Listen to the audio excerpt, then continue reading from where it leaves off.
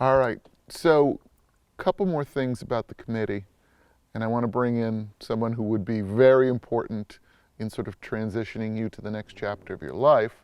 But first of all, just because part of this is for the Writers Guild, Sure. talk about what you as a writer feel that you got from this process of writing on your feet, that is improvisation. Yes. One of the great things about improvisation, when it's done well and everybody on stage is clicking, it is as smooth and professional and effective as a well-rehearsed production in which you've had a script that you've memorized and rehearsed. It just looks effortless. And that's because when people are doing the work, when you're improvising properly, if there is such a thing, you're totally in the moment, you're devoted to the content, you are egoless, and you're serving the work, the sketch, the piece that you're doing. And for a writer, that's a great discipline. You put yourself in the service of this thing that you're making. In improvisation, it's a live performance, and the feedback is immediate and direct. You know, they laugh and applaud. If they don't laugh, it's not funny. And we would, as we developed material, we would kind of write in that we would select good beats from improvisations and say, well, let's cut out the stuff that didn't work and repeat the good beats and improvise it again, kind of remembering the good stuff, and eventually we would come up with set material that would be the backbone of the show. So you're writing as you go, and because I was a words guy, it was my lot, and I followed in Scott Beach's footsteps. I would do the man on the street interviews. I would be the person who would have some command of both language and current events, so that I could prompt the improvising actors who were coming out as characters. I could phrase the questions properly, and in my ad lib improvisational moments where we take the suggestion for the audience, you know, a headline from the news.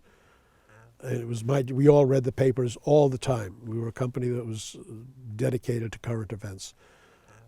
It was my job to not only ask good questions and play to the performer's strength, but I also, in my introductory remarks after the suggestion, would have to sum up the topic in case the people backstage hadn't read about that particular item in the news. So I would have to summarize it in dialogue, and then say, now let's see, with that in mind, let's see what this person has to say. And what's your name? Funny name, funny character, funny interaction. So. And when we did Wide World of War, Howard and I improvised it. At first I improvised it with Roger Bowen, I think. Oh, wow. And big Roger Bowen. Yes. Yeah. Oh, Roger Bowen was wonderful. The original another Colonel Henry Blake.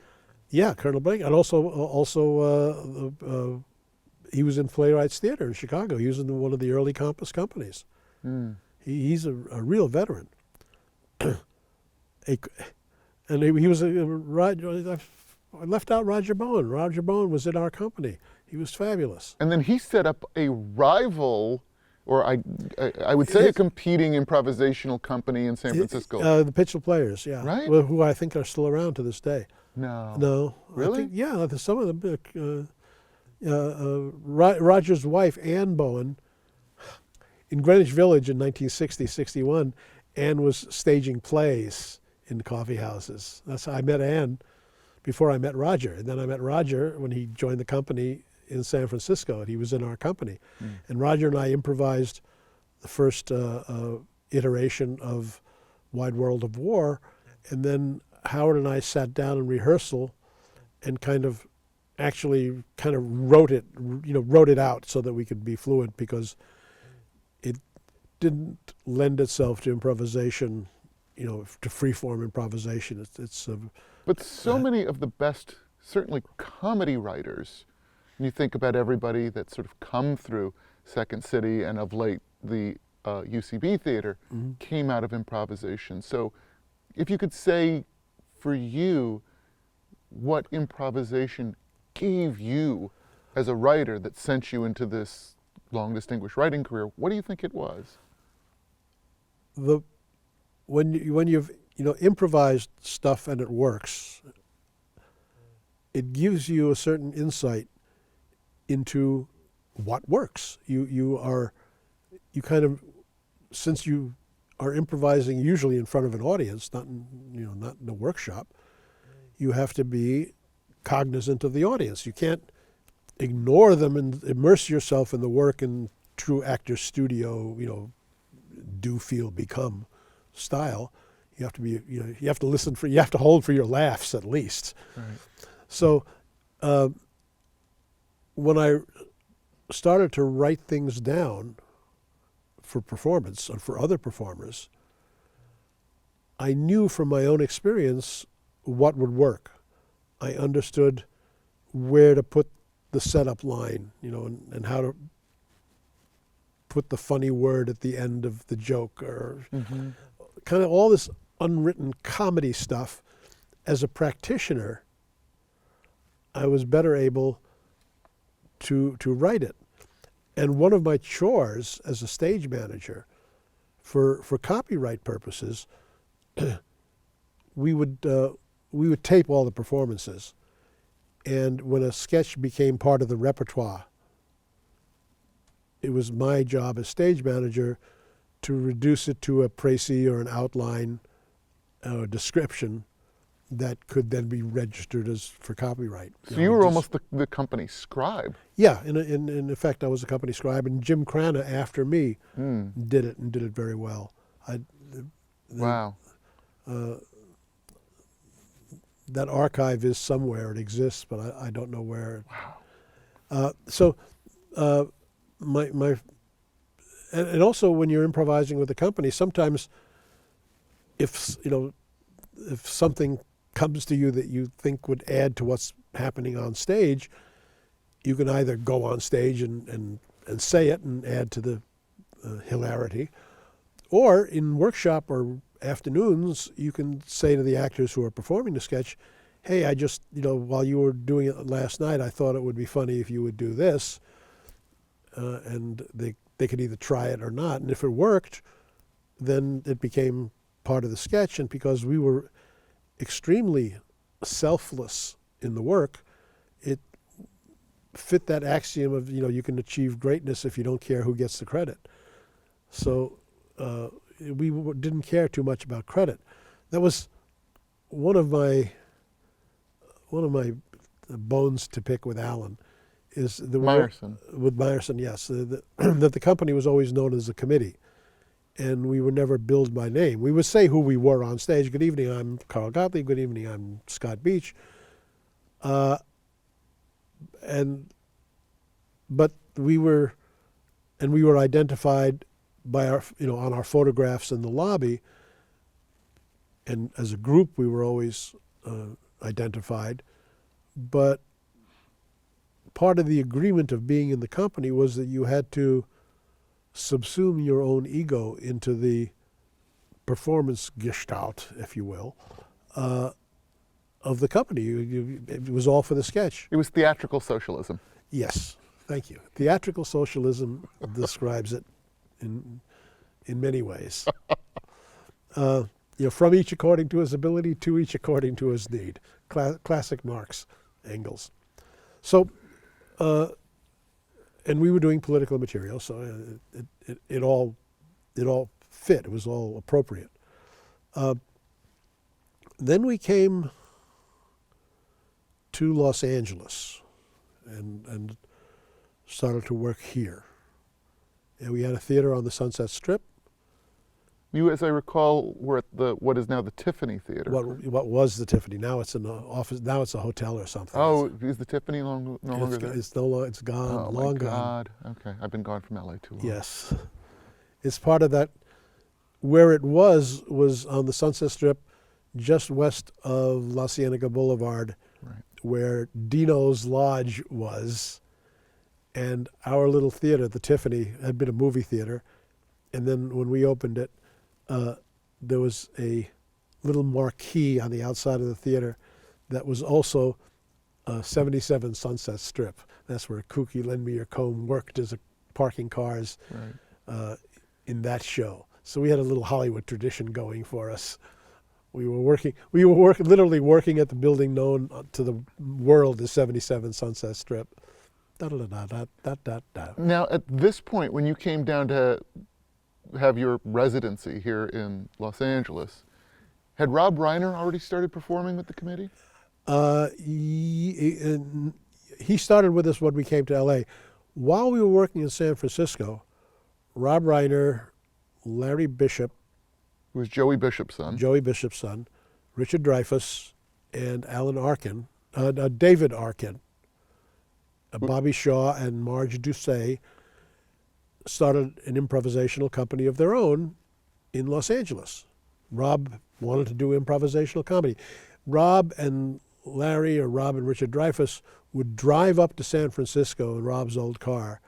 They'd hang out with us and, workshop and watch the show and, marvel at it. And they were, and decided that they wanted to do that too. Now, what was Rob Reiner like back then? This is before, obviously, anybody knew of Rob Reiner. He was a big, loud, funny guy. He was very, very opinionated about what was funny. Did you know immediately this was Carl Reiner's son? Yeah, we knew that. When Chris Ross, one of our actors, went...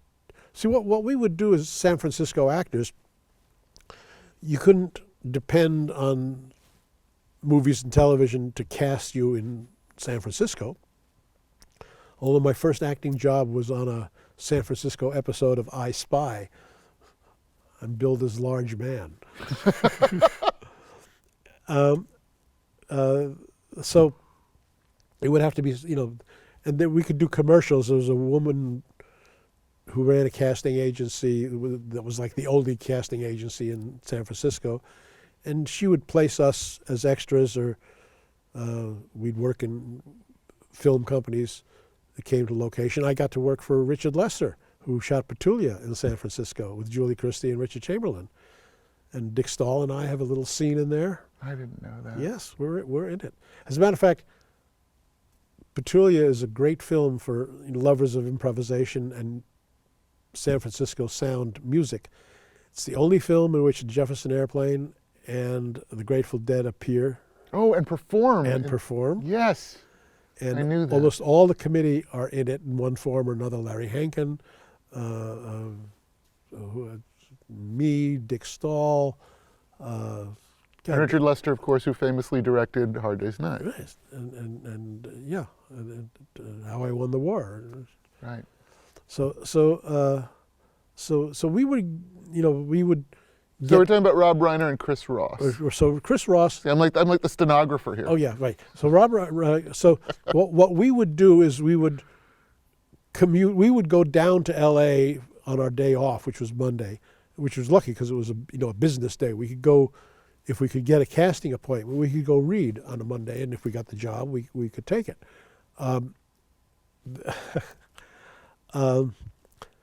What happened? There was a casting director and low budget producer named Fred Roos, who used to cast for Belson and Marshall. Jerry Belson and Gary Belson Marshall. And Gary Marshall they got their break in television with a show called Hey Landlord, Right. with Sandy Barron and Will Hutchins. Right. And Fred Roos, being a great casting director, really, they should name a casting award after him because he was really good. And I don't know how he found us, but he realized there was this pool of funny actors in San Francisco who would work for scale. And he started placing us. We all did a Hey Landlord. We all did, we did whatever shows we could.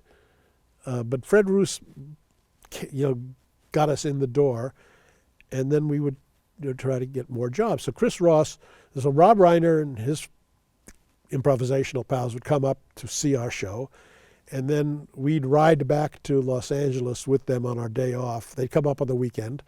Sunday night, after the second show, we would drive straight through to L.A. and take speed and do the show. Go make the rounds on Monday and Tuesday afternoon, and then hurry back. So, and Rob was interested in starting his own company, which he did with his friends, his high school buddies, Richard Dreyfuss and David Arkin. Bobby Shaw, who was, I think, the model for Little Annie Fanny. She was a great ingenue, little bubble-breasted, me too, sorry. But she was great. And there was an actress named Marge Doucet, who, after improvising with Rob in the company, went on and did 20 years in soaps as a star. Mm-hmm. So they had a company, and they were working at, I think, Slate Brothers on La Cienega. They found jobs wherever they could in Los Angeles. They had a little company, and they were performing.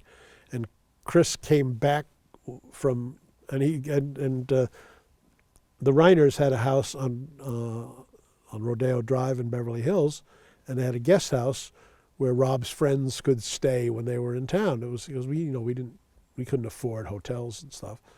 So Chris would stay in the Reiners guest house and come back to San Francisco and say, I slept in a room with 27 Emmys. Because, Carl Reiner was, king of television at that point. And then I got a job doing a pilot for a shyster, a guy who scammed all the unions and the studios into letting him shoot a show without the money to pay anybody, and he figured he would sell it before the bills came due. So I took a leave of absence, and I moved to L.A. for 6 weeks while we were filming this pilot. It was a 1-hour dramedy called Jim Jim was the name of it. It never aired because I moved to LA to be in the show, and then I would commute to do pickups and stuff, and then they closed for the Christmas holidays, and then I went back to work, and the lot was dark, nobody was there. And the guy at the gate said, "You at the Jim Jim company?" And I said, "Yeah." He said, "Oh, union shut them down. They didn't pay anybody." They had managed to post bonds with rubber checks on out-of-state banks when things took a long time to clear. And the guy wound up doing time, actually. And I was eventually paid like 40 or 50 cents on the dollar because the unions all went to law and seized all the guys' Well, assets. there's an inauspicious beginning to your television career. A failed pilot for a shyster producer. But I had done I Spy and I had done Hey Landlord. Right. So But you did those up in San Francisco, right? Yes. All right, so you come down to L.A. with the committee. You've Come got down the to the committee. stand on the Sunset Strip. Right, now we're playing on the Tiffany. Now, when So we open talk about how that gets you to writing for television. Well, the great thing about the committee at the Tiffany Theater was everybody saw us, and we were unanimously praised by the critics. The two dailies, the two underground papers, and Daily Variety and Hollywood Reporter. So it became a place to go. And people who were casting comedy variety shows would come and give us jobs. And in my case, the Smothers Brothers came to the show, having the top 10 variety musical comedy show on television. And the Smothers Brothers, in their own way, were doing, Tommy wanted to do more political material than the brothers were doing. Their 2 years on CBS had established them as real TV stars. Smothers Brothers Comedy Hour knocked Bonanza out of the top 10. So by this point, they are already a hit show. Yes. And how long have they been on the air at this point? 2 years? At this point, they've been 2 years. And the way their contract ran, after 2 years, they inherited their show from the original producers, Saul Ilson and Ernie Chambers. So they inherited their show, and Tommy got to be executive producer and boss of the show, and said, I want all new writers. I want real funny, Wow. young political people. So they had done, to this point, kind of a more traditional musical comedy variety show. They did, but they had the Who on when nobody else, and they would do comedy sketches with Jack Benny, and but they also had the Who. Right. And such was television in those days that if you had a hit show, especially comedy variety show, the network would let you produce your summer replacement. They would give you a reduced license fee. They wouldn't pay you what they paid you during the season, but they would give you a much reduced license fee, and you could produce your own replacement and kind of continue to exercise your taste in your own time slot so that it wouldn't drift too far away. And the conventional wisdom was that if a hit musical act would be a good summer replacement. So the Fifth Dimension got a show. Then there was this guitar player, singer named Glenn Campbell, who seemed ripe and ready for television. So the Smothers Brothers said, "Hey, Glenn, let's do a show with Glenn as our summer replacement, and then we can hire whatever kind of writers we want. We're not stuck with these old hacks from television and radio in those days, Right. So who was on that staff for the Glenn Campbell summer replacement show? So the Smothers, the Summer Brothers Smothers Show, starring Glenn Campbell and his writers John Hartford, Carl Gottlieb, Rob Reiner, Steve Martin, Bob Einstein, Mason Williams, McLean Stevenson briefly, Lorenzo Music, who had created Rhoda and Newhart, and some other, Cecil Tuck, who wrote Pat Paulson's material. It was an amazing writing room. So this is now your first TV writing It job? was my first TV writing job. Okay, so Summer Brothers Smothers Show. So talk about, first of all, what the show was and what were you writing? Well, it was a showcase for Glenn Campbell, obviously, so he was going to do musical stuff. Yeah. But because it was musical comedy variety, that's the Emmy category in which we won. We did a lot of sketches. I think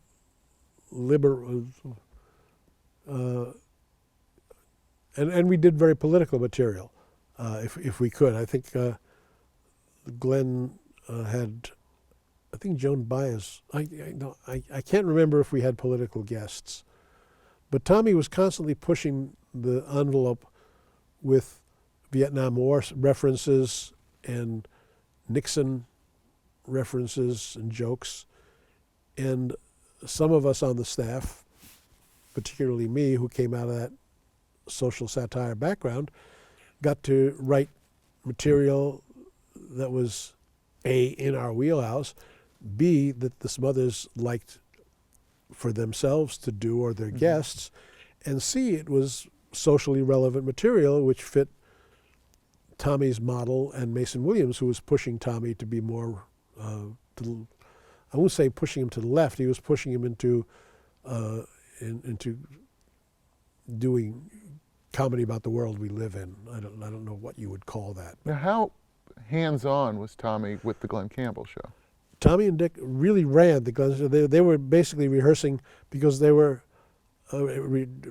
cutting their chops as producer, because in the fall, Ilson and Chambers were let go because they didn't have a part in the show, and Tom and Dick inherited their show, so all they had to do was hire line producers. So they basically They were showrunners. learned how to produce television for this summer replacement show. Well, they had 2 years, as stars Right. and with whatever measure of control stars have, and Nilsson and Chambers pretty much gave them their head because their instincts were good. Mm-hmm.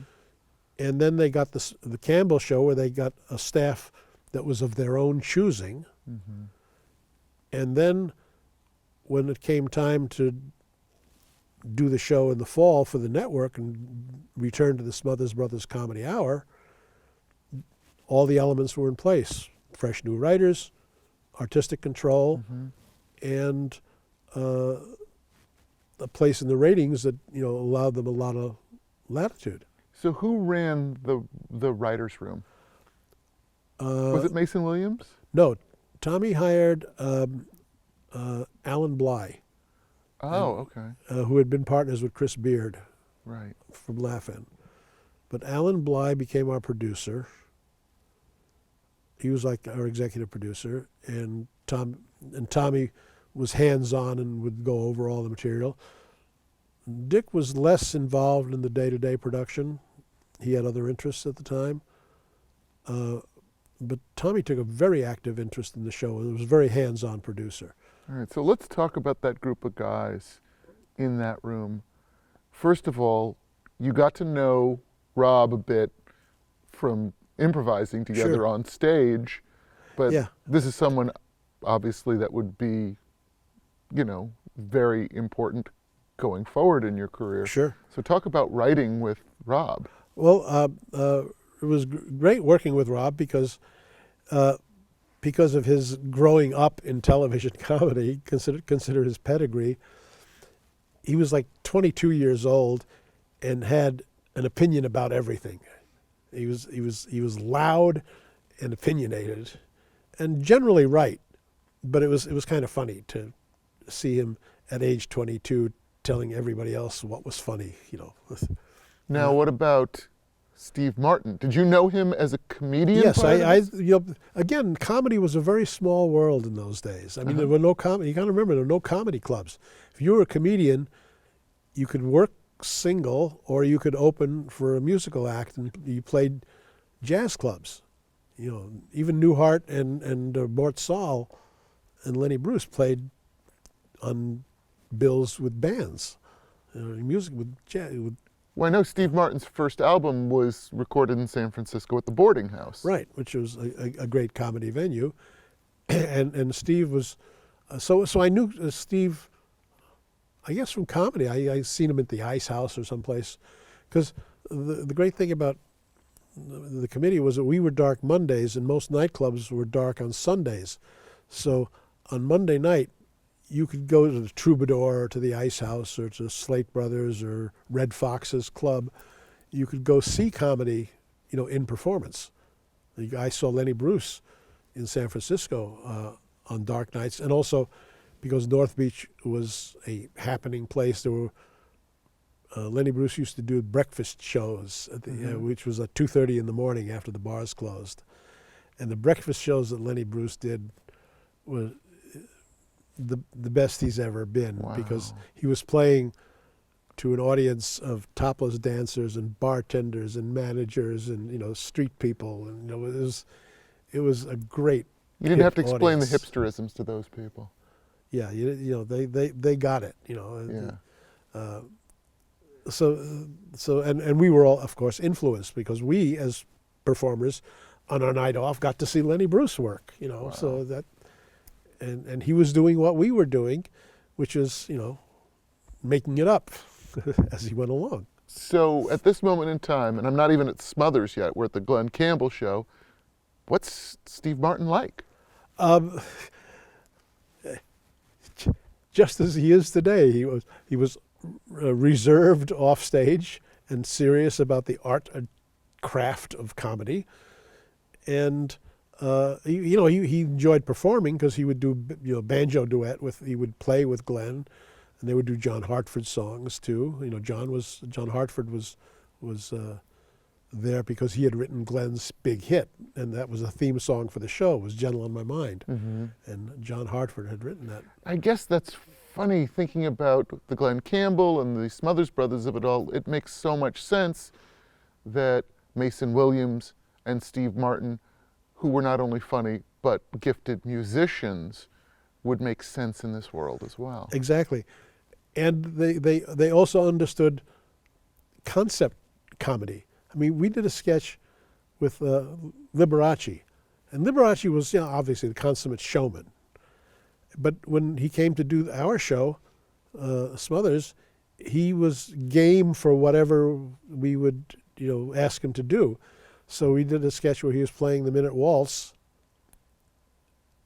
classically on a Steinway Grand, and Bob Einstein rolled in on a motorcycle dressed as Officer Judy and wrote a ticket. He says, "You're doing the Minute Waltz, you did it in 53 seconds, you're speeding." And Liberace, I said, "Oh, I'm sorry." I had to say I'm sorry, and he played it. He mugged, and he went along with the gag. He was happy to do comedy. So now, Bob Einstein, we should point out, also known as Super Dave Osborne, Right. and later Marty Funkhauser on Curb Your Enthusiasm. Right. Was Albert Brooks's older brother. Okay, so talk about Bob Einstein around that time, and also if Albert was around, because I know he and Rob were very close. Right. Albert was around. Albert was working on his single. Albert wanted to be a solo artist. He didn't want to be an ensemble artist, so he wasn't in Rob's improvisational company, but he was around doing comedy. And Rob, right around that point, met and married Penny Marshall, who was a queen of television comedy, who would go on to become a queen of television comedy in her own right. We all hung out a lot. I mean, Rob and Penny had a little house in the Valley, in Valley Village. And every weekend, you know, they would have parties, and everybody would show up. And Michael McKeon and David Lander, better known as Lenny and Squiggy from the Laverne and Shirley, got that job because they did those characters for Gary Marshall and Penny and all of us at a party. And that was two characters they used to do at Carnegie Tech when they were students together. Remember, there's a very small world of comedy. Everybody knew Very everybody else. incestuous. And in some cases were related. Albert Brooks he was the funniest guy in the room, and that was a very tough room, but he was the funniest guy there. And he once was at a party and got on a roll and was just spritzing gold, dynamite, comedy stuff.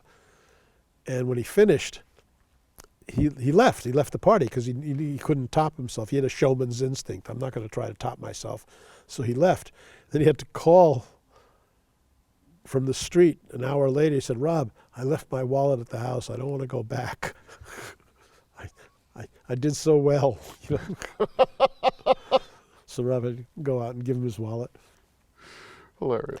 But you know, all that talent was around. You know, and Steve, to answer your question about Steve Martin was very serious about comedy, and Even then. Especially then. I mean, even his own stuff. Even this was before Wild and Crazy Guy. But he was doing absurdist comedy. He was doing Arrow Through the Head and Bunny Ears, and the first album, you know, Best Fishes, where he had a big fish on the cover. Mm-hmm. He saved all the craziness for on stage, and off stage, he was very quiet and serious, and is to this day. He was the observant novelist as well as the zany stand-up. All right, so talk about then transitioning from the Campbell Show to the Smothers Brothers Show. Well, because most of that crew then went. Yes, what happened was it was such a good fit that we were all invited to stay on in the winter for the television season, which we did, and we kept doing the same stuff we did for Glenn, but we're now doing it for Tom and Dick. Lorenzo Music and I wrote a lot of the Tom and Dick monologues. We all had kind of specialized. And Lorenzo Music and I wrote a lot of monologues. And one of the monologues we wrote was for Bob Newhart when he was a guest on the show. And originally, one of the things that worked on comedy variety shows, you would do a segment that ran from commercial to commercial, 8, 12, 14 minutes of either a long form theatrical sketch, and into which you would interpolate music and dancers, because every variety show on television had a chorus and a bunch of dancers. I mean, there was that was real show business. One of the features of the Smothers Brothers show that differentiated us from Laugh-In was that we would do long-form theatrical sketches. We weren't going in and out, big bang, joke, blackout, joke, blackout. The show that won the Emmy, I'm getting a little ahead of myself, but the show that won the Emmy, which Lorenzo and I co-head wrote, had a long-form sketch with David Fry playing the King and doing his best Nixon impression. So we could really mix it up. So we were doing, when Newhart did the show, we had a long segment planned that was going to be kind of a takeoff on 30s movie musicals, like Flying Down to Rio. And we were going to have dancers on the wing of an airplane, and just all that stuff. And Newhart was going to be the air traffic controller who was bringing in the plane with the dancers on the wing. And it was, comedically would have been very funny. But as it turns out, the dancers had too much work to do. There wasn't enough time to rehearse the sketch and the wing dancing, and the set was too complicated and everything.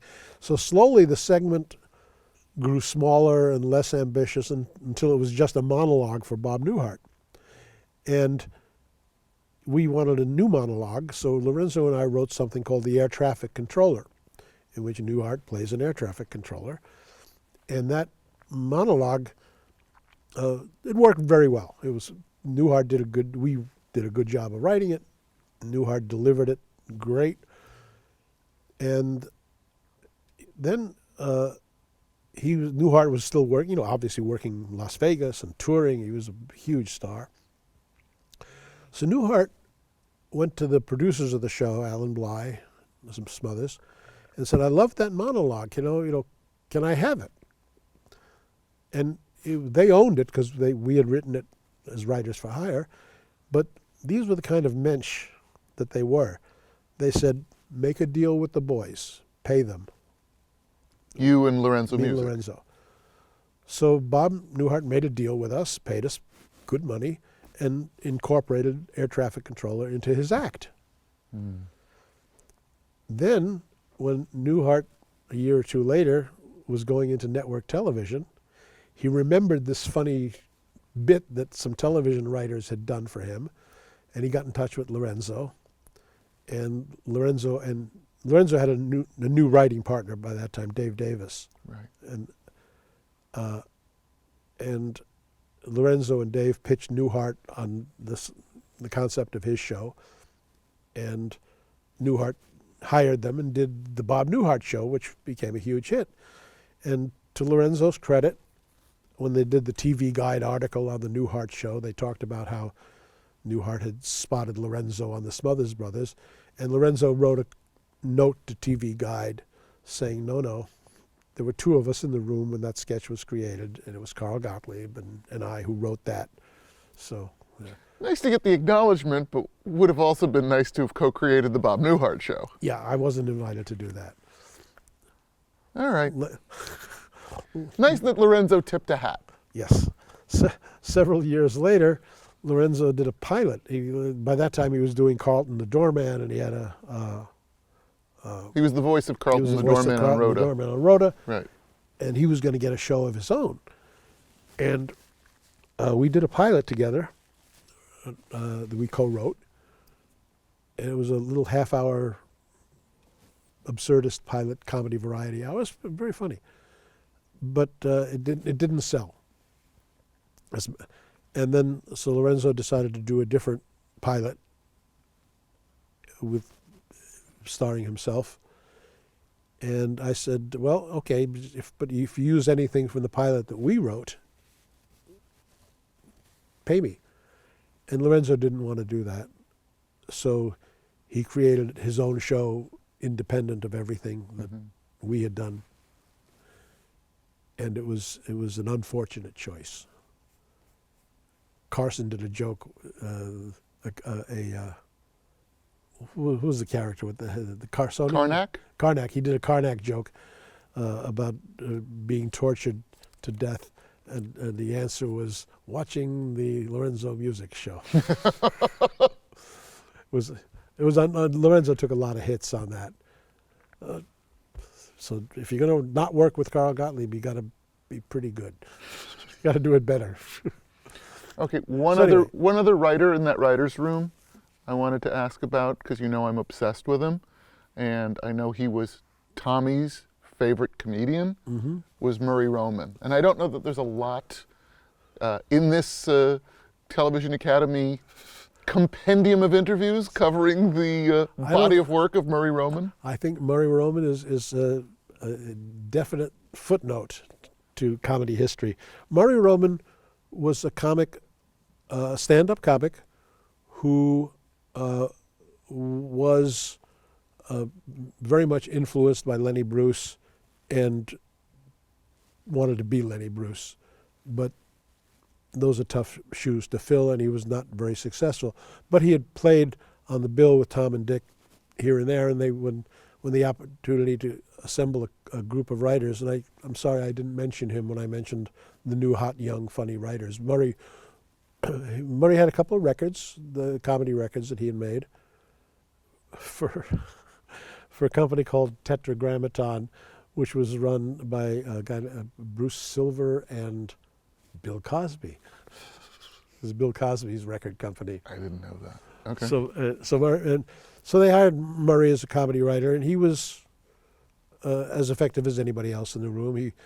He wanted to be in front of the camera, but it was hard for him to subdue that instinct when it was time to be collaborative and egoless. Well, because I know a lot of the writers did do on-camera stuff. We all had some performance chops.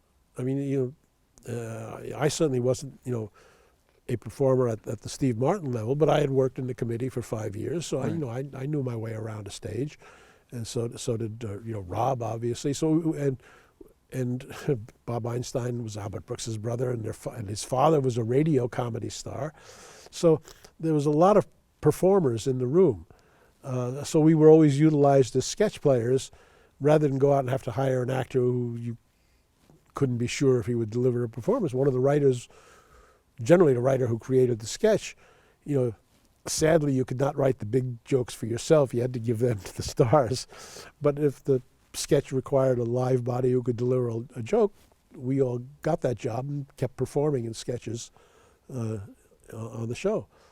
When the committee guested on the Smothers Brothers show, I performed as a member of the committee, and I did a sketch as a writer doing a sketch. So we all got a lot of camera time, but that couldn't be your focus, and it was Murray's focus. He had an ego, and he was insecure. So now ultimately, what happened to Murray Roman? Very, it's sad. It's not a comedy story. He had a beautiful girlfriend, lovely daughter by a previous marriage, and he was riding a motorcycle in Malibu Canyon or Topanga and went off the road and was in a coma for a year and died. He had a sad end. He had a sad ending. Not as bad as Chris Ross at the committee, but nonetheless sad. He died soon after the show went off the air. I think Murray died.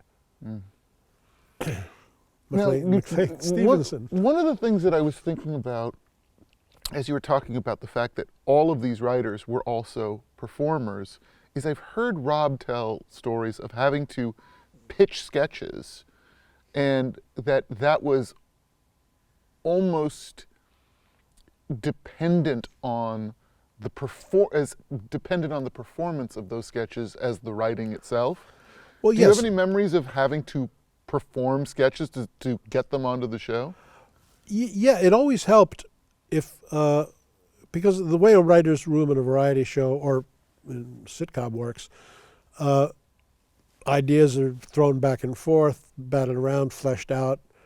Somebody goes off and writes them down, comes back, and then some final authority, whether it's a showrunner, a producer, or the stars of the show, Rowan and Martin, Tom and Dick Smothers, Red Skelton, Carol Burnett, Bob Hope, kind of has to say yay or nay. They're obviously not going to do everything that's written down. And to the credit of Lorne Michaels, for 40 or 50 years, has been that guy Right. who does it really well. So as a writer, if you wanted to see your sketch get on the air, it behooved you that in the presentation of the material, you didn't just leave it to the producer to leaf through it and go, yeah, that's funny, that's not funny, that's funny. You would say, well, no, it's funny, let me show you, and you would perform the sketch. And if it worked in the room, the stars would be more likely to say, okay, if it worked that well in the room, it'll work when we do it because we're the stars, Right. and it'll be good, and we'll do it. And every now and then something would work in the room and fail on the stage, but that's So not our fault. given the caliber of the talent in that room, any specific memories of presenting material where you sort of saw your Well- cohorts or yourself have that moment to shine? Well, again, perhaps I'm casting a rosy glow on it, but my memory of it, we were also relatively egoless, and we were in the service of the show. We were trying to create material that would work on the show, not make ourselves stars. Our job was to create the material. If we performed it and it worked well, so much the better, or we could take it and use it in our act later if the boys didn't use it themselves. Or, and this was the difficult part for Steve Martin especially, eventually there would come times when you were stuck for a joke. You'd be at a point in a sketch where you needed a laugh and the room was dry. Nobody could come up with something. So a guy like Steve Martin or Bob Einstein or Murray Roman would say, well, there's a piece I do in my act that actually would work here, and you would give up the joke. You would say, oh, you would give it to the stars. So they would strip mine their own act. Not willingly, but sometimes in the service of the show, because someone like Steve Martin knows that it's not the last joke he's ever going to write, so Right. okay, and you would say, okay, well here's, and then and when you did that and it went into the show, then it became forever identified with the star who was performing it, and you had to take it out of the act because people say, oh, I saw that on the Smothers Brothers show. So was there anything you can specifically remember that had been part of Steve's act that went into the show forever lost from the canon of Steve Martin? You'd have to ask Steve. I don't remember, Okay. but I know that he was good enough and selfless enough to give up jokes. Wow. All right, so talk about working for the Smothers Brothers, particularly Tommy, who I understand really kind of was sort of lead dog on the show. Absolutely, he was showrunner, and he would fight the network battles with program practices and the censors about what could and could not get on the air. And the censors, CBS was at that time, the Tiffany of networks. It was the Cronkite network. They had a real reputation as being, first among equals. And the Smothers Brothers were okay as long as they were irreverent and zany, but when they started poking fun at the president and they got on Nixon's enemies list, and Paley, the president of CBS, and Bob Woods, the executives at CBS, would get angry notes and phone calls from Washington, D.C., from the government, from people whose largesse and network license required some degree of cooperation. The network would come down on the show. They say, hey, don't do that. And Tommy would say, free speech, we can do anything we want. You're censoring us for political purposes, and we're trying to make a political point. And they would clash. Now, did this not happen prior to this new staff coming in the year you joined the show? I'm pretty sure that it occurred a few times, because they had Harry Belafonte was a guest. Right. And did Don't Stop the Carnival against footage of the Chicago riots of 1968. Right, and that's prior to when you joined the show. I think so. And then didn't that get cut from the show? Mm-hmm. And when Joan Baez did the show, she dedicated a song. This is to my husband David, who was a prisoner of conscience at a federal prison in Arizona for defying the draft. This is Song for David. And she played the song. When CBS got the tape for the show, and you got to remember in 1969, 70, it was very hard to edit videotape. It was 2-inch high band tape. You did it physically with a razor and tape, and it was evident on air because of that, we used to shoot every show twice, once for dress rehearsal and once on air, with all the same costumes and music cues and everything. So if something didn't work on the air, you could put in something from the dress rehearsal, but you didn't. So when they got to the Joan Baez segment, the network, without consulting Tommy, made a cut where Joan Baez says, as she's introducing the song, this is a song for my husband David, who's in prison in Arizona, like he was a car thief or a bank robber. Oh, that was a byproduct of the editing. That was in her introduction. It says, "This is for my husband David, who's a prisoner of conscience because he's a draft resistor and he's in a federal prison in Arizona." Edit. This is for my husband David, who's in a federal prison in Arizona. Wow. with a weird video glitch where the razor came in. Now, I heard you recently in another interview talk about how Tommy tried to get around these network interventions. Do you want to tell that story? Because I'd never heard this before. Yeah, well, we actually I think we also did it on the Odd Couple. Anyway, it's a writer's ploy, and Tommy would encourage us to do this and make suggestions, that if you're coming up on something that's going to be sensitive, you put something that's really offensive on the same page, physically, the joke that's typed on the same page as the joke you want. And you put in a joke where you say, tits, ass, balls, cocksucker, whatever. And the censor says, well, you can't say that. And you say, oh, okay, we'll cut it. And in that exchange, the joke you want is overlooked and gets on the air. And you've had your way. And then, the censors they weren't fools. They knew that we were doing it sometimes. But sometimes it would work, and you would get you would say something offensive in order to get something political on the air, and you'd cut the offensive material. You'd put up a show of resistance. Oh, that's a good joke, that should stay in. Everybody says tits, and then. No, but the other thing that you had talked about was how Tommy would not deliver the master of the show. Oh, yes. The reason the CBS canceled the escalating tension between program practices and the network executives and Tommy Smothers escalated. And in an attempt to preserve the show from edits like the Joan Baez cut, which were clumsy and made the show look bad, Tommy took to delivering the tape of the show to the network, as per contract, but at the last possible contractual moment. So we would, finish a show.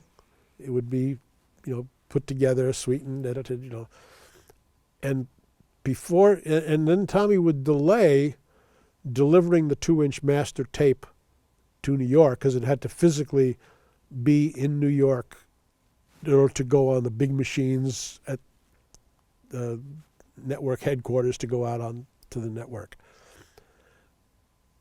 And the delivery terms in a contract are usually boilerplate. You will deliver, 58 minutes of entertainment with appropriate music cues and blah, blah, blah, blah, blah. So, and there was a time certain when the tape had to be there, and most normal television shows that did not have arguments with the network would send the show in as soon as it was finished. The network might come back with some notes or, say, well, don't do that again or whatever. But when the show was delivered to the network, it would go on the air. But the Smothers Brothers show, Tommy would hold it back, and an intern would have to physically carry the 2-inch tape to New York on the red eye Friday night so the network could get it on Saturday, so that if they had to preview it, they could, but just barely, and then it would be on the air Sunday night. They had, less than 36 hours to do their damage. And it was, and they hated that. When they canceled the show, the technicality that they used to break their contract, because CBS had already renewed the show for a 4th season. We were all given pickup notices.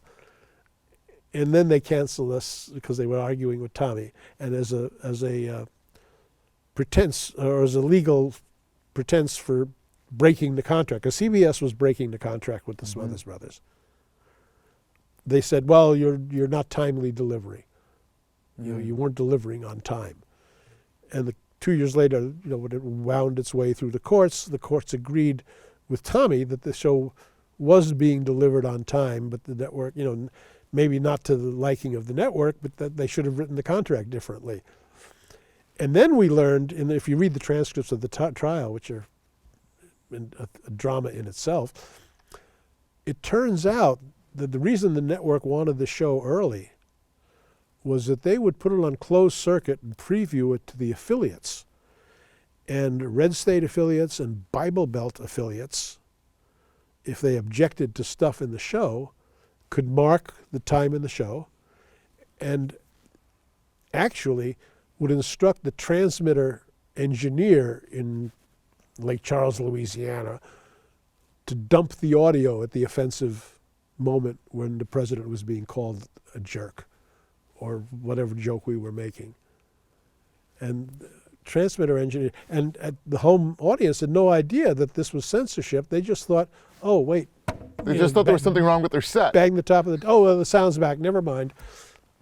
But they actually did that, which is why Tommy took to delivering the show later and later and later. So, crazy question. Was there no network presence on set when it was being shot that they would actually know what the content was of the show before they got the delivery of it? The scripts would go in, the scripts would be routinely, for the producers of the show would approve the scripts.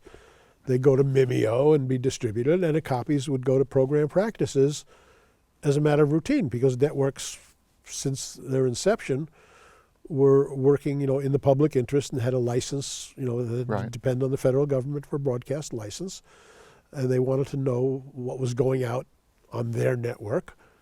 So they would read the scripts, and we would get notes, in the script and rehearsal phase. That was their first objection. You'd get a note from program practices saying, don't put the dog in a priest's outfit, find some other outfit for the dog. So those kind of notes.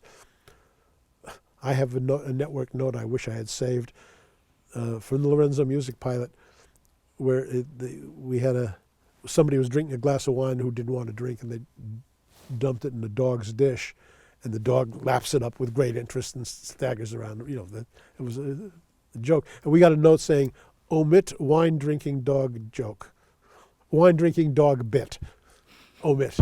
And the notes would come back, and censors notes, they try not to be censorious. They try to be diplomatic and say, well, it's not in the public interest, or maybe it's not funny. They try to find some excuse other than that we just don't like this joke and it's making fun of the president, or it's making fun of the church, or whatever the targets of satire.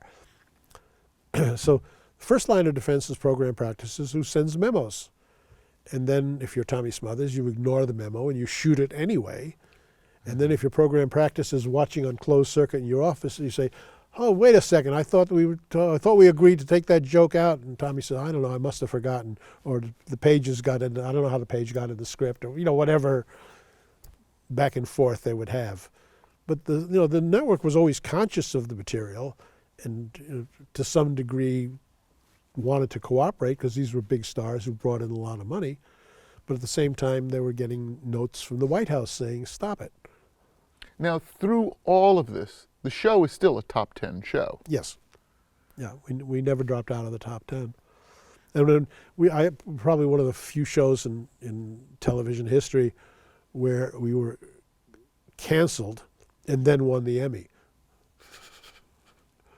And the cancellation was great for the writers because we had all gotten pickups. We'd all turned down other jobs. And then the show was canceled. And everybody's lawyers and Now, how was that news delivered to you, the cancellation of the show? I think we probably read about it in the trades. Really? Yeah, because the show was in hiatus. We weren't going into the studio. So it wasn't like somebody got wind of it and called you directly. Well, Murray Rubin, who was close to Tom and Dick, he might have found out, or Mason Williams might have found out about it firsthand.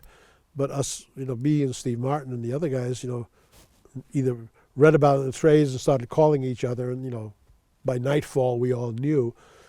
And then we said, well, wait a second, what about, they promised us, we got 13 shows by contract that we have to get paid for. Because in variety television, you get paid by the show. 13 shows over 20 weeks of production. So actually, the righteous minds prevailed, and everybody who had been renewed got their contract paid off. They paid off our contracts, which in retrospect, it's the best writing job I ever had. I got paid for 13 shows I never had to write. So that part was good. There's a great soundbite, Adrian. Just make a little star next to that. Now listen, before we get out of this, just because so much has been made of this, we should talk about David Steinberg and his sermons, because... Yes. David Steinberg was a successful comedian, and a part of his act was he would do much at that point in his career, in his personal publicity. He had been a rabbinical student, and he was Jewish, and he was funny, and he was Jewish, so that was part of his public persona. And in his act, he would do these sermons that were based on biblical text, Old Testament text. And that was something that the network found offensive, or certainly the Bible Belt and evangelical Protestants took offense at this Jew mocking the Bible. Obviously he wasn't mocking it, he was using it as a point for satirical purposes, but if you're an evangelical Christian, it's offensive. So David was one of the acts that they censored, and they wanted to cut out of the show, and they didn't want him back as a guest. And of course that provoked Tommy to rebook him for his second appearance and be sure to do a sermon, Dave.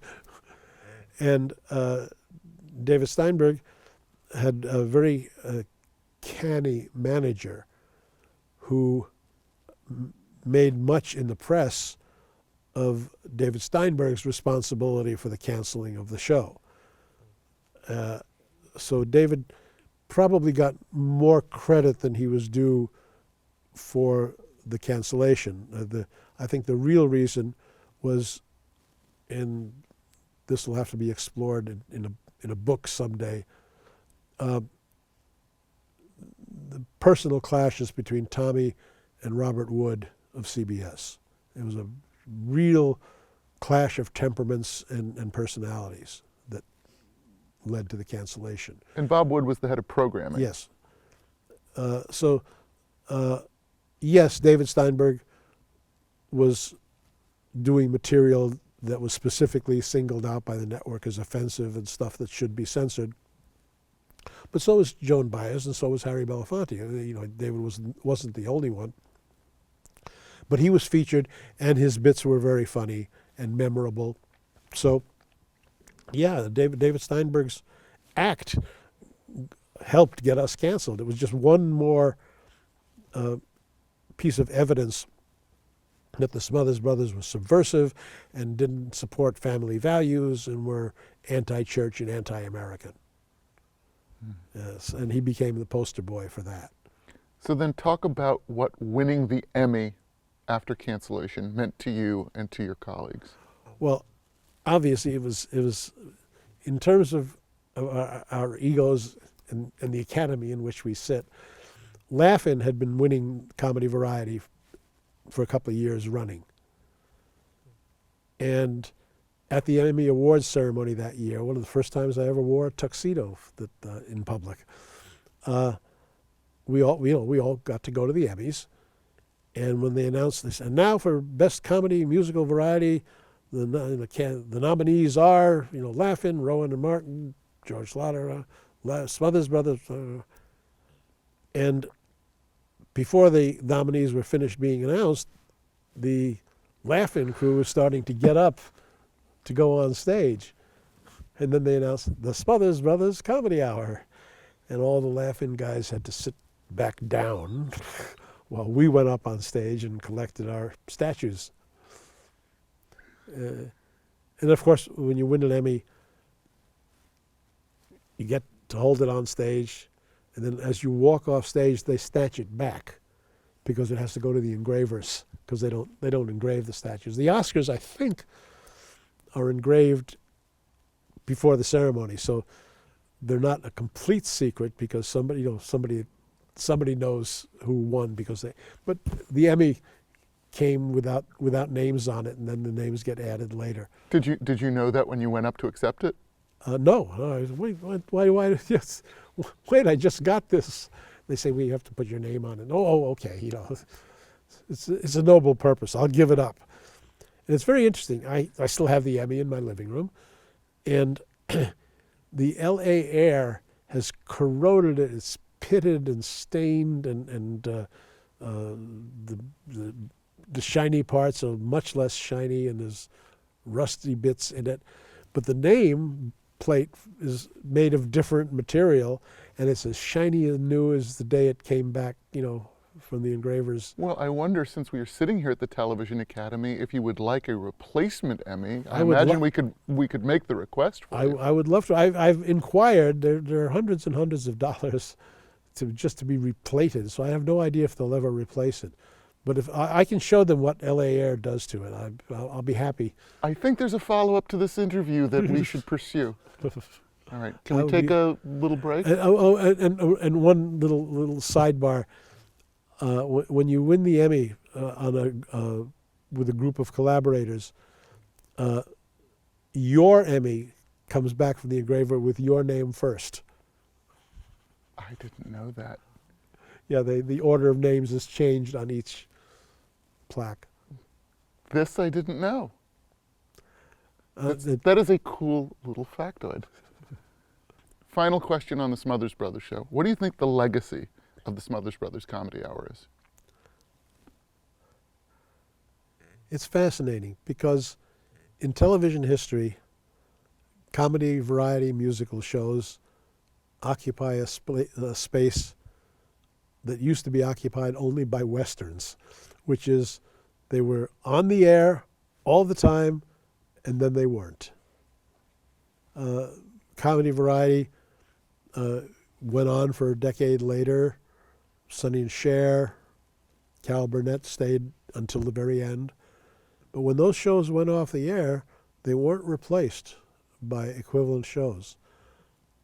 Saturday Night Live filled the void and as an appetite, but as they say on that show, not ready for prime time, there is nothing on prime time that resembles a regular comedy musical variety show that was a staple of family television for decades, and now no longer.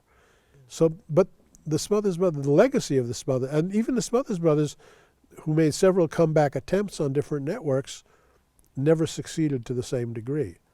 And they played SRO tours up until a few years ago. They were on stage for 50 years easily. But their legacy, the show, as public taste changed, the form became obsolete, but the notion of subversive comedy, comedy that defied the norms, and like good satire, pointed the finger at absurdities of government and politics and religion, that seeped into television as a whole. The stuff that used to be a comedy variety sketch no longer had an outlet, except here come half-hour sitcoms like Parks and Recreation and the whole stable of network and off-network and fringe network and premium cable channels that embody all the anarchic spirit that the Smothers brought to the medium and basically left there as a treasure trove to be picked over by future generations of comedy writers, some of whom had seen the show, had watched it as kids. That spirit is all over the tube now. There's, 500 or 600 scripted shows. I would bet that 50 or 100 of them owe their artistic license to what the Smothers did. I mean, the show took what had been a very safe, family-friendly format and injected so much of what you were doing with the committee, which was this sort of social conscience and social satire, and also spoke to a youth culture in a way that that format never did. I just think it's interesting to think about shows that sort of are perhaps slightly different than the full-on comedy variety shows, but even shows like The Chappelle Show or Key and Peele, but shows that have something to say about society and culture, politics, whatever it is. I can't think of a show prior to the Smothers that sort of challenged the status quo in the same way. No, in the three-network universe, there was not much diversity. There was not much real satire. There was, Bob Hope putting on a Sonny and Cher, wig and poking fun at hippies. But comedy with a social conscience, arrived in the three-network universe with the Smothers Brothers. Anarchic comedy arrived with Ernie Kovacs, but that was different. That was a whole other side to the prism. But once it became accepted into the mainstream, without the Smothers Brothers, it never would have been a Saturday Night Live. Saturday Night Live went on the air. The Smothers went off the air in 69, 70. Saturday Night Live came on the air in 75, and all the producers of that show Lorne Michaels had produced Flip Wilson and Lily Tomlin, who were certainly the result of Smothers Brothers and Laugh-In. That comedy chain is kind of unbroken. Yeah, it really is the beginning of seeing counterculture find its way into the mainstream. Yeah, and the counterculture comedy became wider and more expressive, and with the growth of cable and alternative and premium television, without having to satisfy a national base, what you sacrifice is a 38 share. You don't play to 25 or 30 or 40 million people every week. But the Smothers did. Yes, the Smothers did.